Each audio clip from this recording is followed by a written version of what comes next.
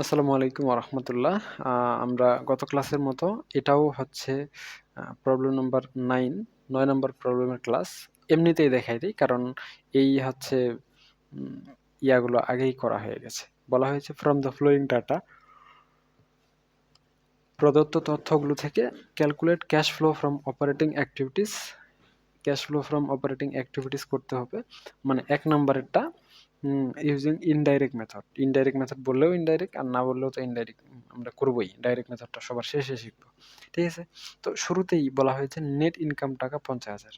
তো আমাদের এখানে ব্যক্তি বা কোম্পানির নামটা দেয়নি, তাই আমরা এখানে নেম লিখে এভাবে ডট ডট দিয়ে দেবো। এরপর cash flow statement indirect method, আর সময়টা উল্লেখ করে দিবেন। সময় যেহেতু উল্লেখ করা নাই, তাহলে for the year ended December ৩১ লিখে দিবেন, শেষ। শুরু করবেন ক্যাশ ফ্লো, আচ্ছা, ফ্রম অপারেটিং অ্যাক্টিভিটিস দিয়ে এটা লিখবেন। লিখে নেট ইনকাম লিখবেন, লিখে এখানে অ্যাডজাস্টমেন্ট লিখে দিবেন, ঠিক আছে? লিখে দিয়ে দেখি আমরা আমাদের প্রশ্নে কি বলা হয়েছে। প্রশ্নে বলা হয়েছে নেট ইনকাম ৫০,০০০। নেট ইনকাম ৫০,০০০ একদম শুরুতেই প্রথমে লিখে দিবেন নেট ইনকাম ৫০,০০০। এরপরে কি বলা হয়েছে, ডিপ্রিসিয়েশন ৭,০০০। এখন ডিপ্রিসিয়েশন ইনক্রিজ হয়েছে না ডিক্রিজ হয়েছে, এটাকে বলা আছে?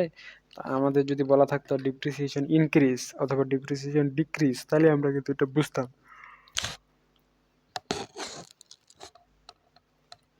কিন্তু আমাদের এখানে বলা নাই। এখন বলা না থাকলেও আমরা ধরে নেব যে অবচয় ৭,০০০ টাকা আছে, মানে ধার্য করা হয়েছে। তো অবচয় যদি ধার্য করা হয়, তার মানে অবচয় বৃদ্ধি পাইছে, এটাই সাধারণত ধরা হয়। অবচয় তো আর হ্রাস পাওয়ার জন্য লেখে না। অবচয় তো এত সহজে কি হ্রাস পাওয়ার জন্য লেখে না, এটা বৃদ্ধি পাইলেই লেখে। তো একটা আমার পণ্য কথার কথা ১০,০০০ ছিল, এখন অবচয় ৭,০০০ হয়ে গেছে, তার মানে কমে গেছে। এটা কি প্রতিষ্ঠানের জন্য ভালো না খারাপ?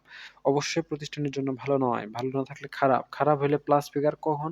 ১ number step, cash flow from operating অ্যাক্টিভিটিসে। তাই আমরা অ্যাডজাস্টমেন্টে ডিপ্রিসিয়েশন ইনক্রিজ লিখে দেব ৭,০০০ টাকা। যেহেতু খারাপ, তাই আমরা প্লাস ফিগারে লিখে দিয়েছি। এরপরে কি আছে, ওপেনিং কারেন্ট অ্যাসেটস। প্রারম্ভিক চলতি সম্পদ হচ্ছে ১৫,০০০ টাকা, ক্লোজিং কারেন্ট অ্যাসেটস হচ্ছে ২০,০০০ টাকা। তার মানে কি, কারেন্ট অ্যাসেটস আর কারেন্ট লায়াবিলিটিস এর কিন্তু আমাদের এখানে হিসাব হয় অপারেটিং অ্যাক্টিভিটিসে। তো শুরুতে ছিল ১৫,০০০, শেষে দেখছি ২০,০০০। তো তার মানে কি, কারেন্ট অ্যাসেটসটা বৃদ্ধি হয়েছে, বাড়ে গেছে কত হাজার? ৫,০০০। তো প্রতিষ্ঠানে যদি চলতি সম্পদ বেড়ে যায়, প্রতিষ্ঠানের জন্য ভালো না খারাপ? অবশ্যই ভালো। ভালো হলে মাইনাস ফিগার, তাহলে আমরা লিখবো কারেন্ট অ্যাসেটস। এই যে বৃদ্ধি পাইছে না ৫,০০০, তাহলে increase in current assets. Current assets increase লিখে দেব। যেহেতু প্রতিষ্ঠানে এটা বৃদ্ধি পাইছে, প্রতিষ্ঠানের জন্য ভালো, তাই আমরা মাইনাস ফিগারে লিখে দিয়েছি, ঠিক আছে? এটা শেষ। ওপেনিং কারেন্ট লায়াবিলিটিস, প্রারম্ভিক চলতি দায় ২০,০০০ টাকা, ক্লোজিং লায়াবিলিটিস ১৮,০০০ টাকা। তো দায় কমে গেছে। দায় কমলে কি প্রতিষ্ঠানের ২,০০০ টাকার দায় কমে গেছে, মানে ডিক্রিজ কারেন্ট লায়াবিলিটিস হয়ে গেছে। হ্যাঁ, ২,০০০ টাকা কমে গেছে। কমে গেলে কি প্রতিষ্ঠানের জন্য ভালো? অবশ্যই ভালো। দায় কমে যাওয়া এবং সম্পদ বেড়ে যাওয়া ভালো। তাহলে দায় কমে গেছে কি, ডিক্রিজ ইন কারেন্ট লায়াবিলিটিস, ২,০০০ কমে গেছে। যেহেতু প্রতিষ্ঠানের জন্য ভালো, তাই আমরা মাইনাস ফিগারে দিয়ে দিয়েছি। এরপরে কি আছে বলেন তো? বলা হয়েছে gain on sales of fixed asset.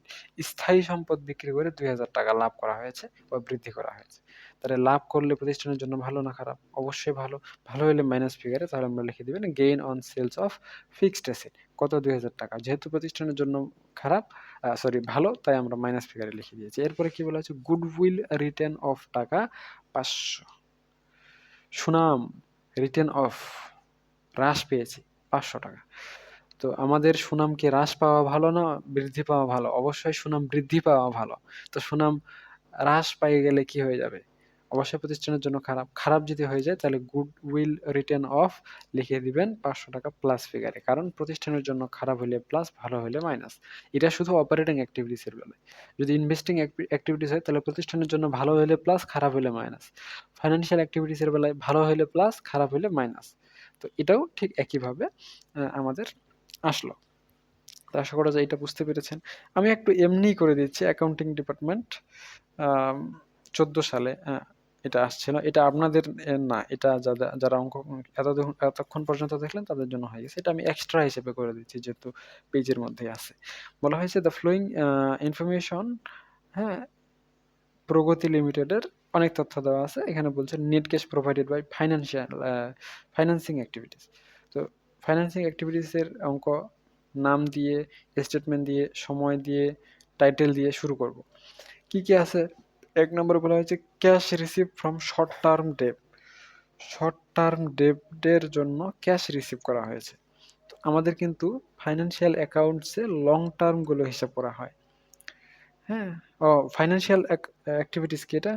Financing activities, ঠিক আছে। তাহলে এখানে কি করা হয়েছে? ডেথ এর জন্য, ঋণের জন্য নগদ টাকা গ্রহণ করা হয়েছে প্রতিষ্ঠানের। তো এটা কি প্রতিষ্ঠানের জন্য ভালো না খারাপ? এটা প্রতিষ্ঠানের জন্য ভালো। নগদ টাকা আসছে, আসলে কি হয়? প্লাস হয়ে যায়। তাহলে আমরা দেখি তো আমাদের এখানে কি বলা আছে?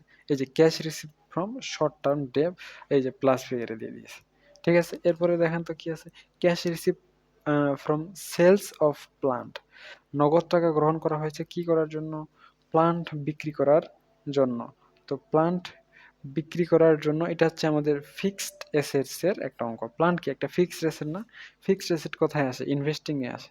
তাহলে এটা আমাদের এন্ট্রিটা আসবে না। এরপর বলা হয়েছে principal payment of short term date.